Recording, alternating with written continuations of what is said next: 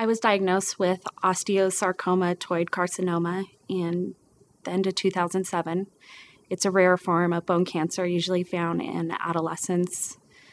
At the time I was 26, happened to notice a lump on my sternum, went into a doctor to have it checked out. She referred me to another specialist. The specialist told me that nothing was wrong because I was young, my body was still changing at the age of 26. He told me that if I continued having pain and anything changed, to come back in a month and let him know. When I originally saw him, the size of the growth that I had was about the size of a $50.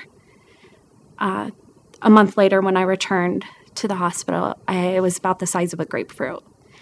And one test revealed that it was indeed bone cancer, and that I was at a stage 4, and that I probably wasn't going to make it much longer. It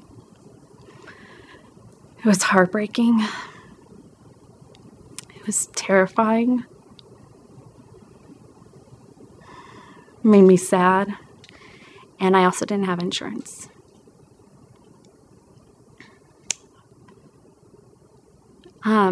That threw up a lot of challenges right away, because I had to find people, I had to find doctors who were willing to give up their time to operate on me.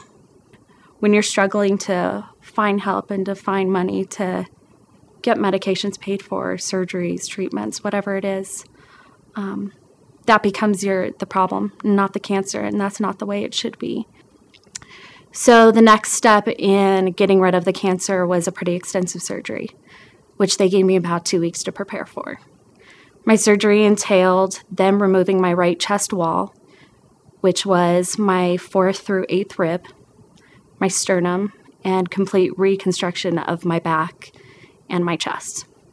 The operation took 12 hours. I was in St. Joe's for close to a month after my procedure. After my procedure, I was able to go home for a couple weeks, and then I began treatments for 3.5 months. I was a little fearful of what the next step was, because I had so little time to prepare myself for the surgery. Afterwards, I had ample time of laying in a hospital bed thinking about what the next steps were. When I was 15, my mom was diagnosed with colon cancer, and she's a single mom. So she's not only my mom, but she's my best friend. And it encouraged me to be strong, because I saw her strength, and she had nobody to fall back on.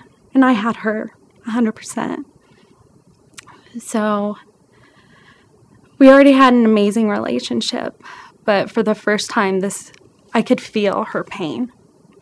And she knew exactly what I was talking about, and it put our relationship and our friendship in a totally different light for me, because as a kid, you don't understand what cancer does. But for the first time, I was able to feel the pain that she went through.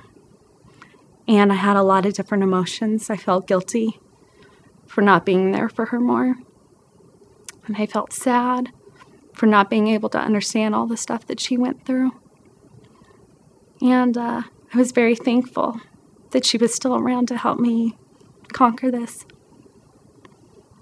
Watching my mom as a cancer survivor, watching her fight, empowered me to prepare myself for the next step. And that was going to be the fighting part. My life with my mom now is different. It's strong. It's much stronger. And I've learned to appreciate her much more. And I've learned to show her how much I love her. And she's done the same for me, because it's not something we did in the past. We knew we were friends, but we never expressed our true emotions about how much we care for one another. And she's my angel, and she's my strength.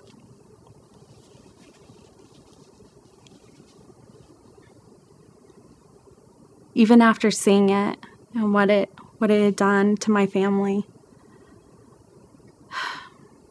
I felt like it gave me power to do what I always wondered what I was going to do with my life. After graduating college, you just kind of fall into this rut and you're not really sure what your calling is. And after going through it and meeting so many people who have to sit next to you in treatments every day and who are walking the same walk as you, they do something, they touch your life in a way that's unexplainable. And so with that, it showed me where my calling was. And that was to make sure that nobody felt the way I did and felt hopeless and unsure. I just wanted to be supportive to other people because now I know what they're going through. And unless you have cancer, you don't know. It's not something you can explain. It's terrifying.